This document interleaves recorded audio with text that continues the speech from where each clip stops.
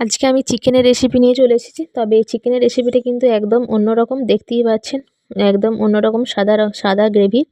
তো বানানোও কিন্তু একদম অন্য, চিকেন পাটিয়ালা নাম এই রেসিপিটার। তো চলুন শুরু করা যাক আজকে আমার চিকেনের রেসিপি। এর জন্য প্রথমেই চিকেনের মধ্যে দিয়ে দেবো দই, 4 চামচ মতো দই দিয়েছি, দিয়ে দেবো আদা রসুনের পেস্ট, আর দিয়ে দেবো গোলমরিচ গুঁড়ো, দিয়ে দেবো স্বাদ মতো নুন, দিয়ে চিকেনটাকে ভালো করে আমি ম্যারিনেট করে রেখে দেবো মিনিমাম আধা ঘন্টার জন্য।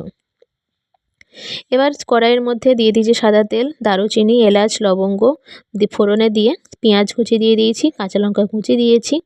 ভালো করে পেঁয়াজটিকে লাল করে আমি ভেজে নেব। এবার এর মধ্যে আমি অ্যাড করছি টমেটো কুচি আর স্বাদ মতো নুন।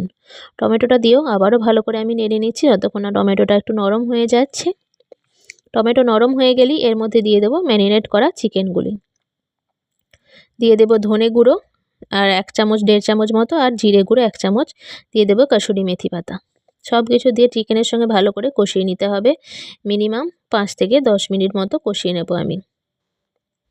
অনেকক্ষণ ধরেই চিকেনটাকে কষাতে হবে এইভাবে। এবার এর মধ্যে পরিমাণ মতো আমি জল দিয়ে চিকেনটাকে সেদ্ধ হতে দেব। দেখতেই পাচ্ছেন আমি কিভাবে নাড়ছি, চিকেনটা কষাচ্ছি। চিকেনটাকে সেদ্ধ করে নিয়েছি আমি, দেখুন। এবার এর মধ্যে আমি অ্যাড করব কাজু বাদামের পেস্ট। কাজু বাদাম বাটাতে দিয়ে দিয়েছি। এবার এইদিকে দেখুন একটি প্যানের মধ্যে আমি নিয়ে নিয়েছি 2 চামচ ঘি, শুকনো লঙ্কা, মৌরি ফোড়ন দিয়েছি, আর এরকম পেঁয়াজ, ক্যাপসিকাম একটু নুন দিয়ে ভেজে নেবো, একটু সতে করে নেবো হালকা করে, খুব বেশি ভাজার দরকার নেই।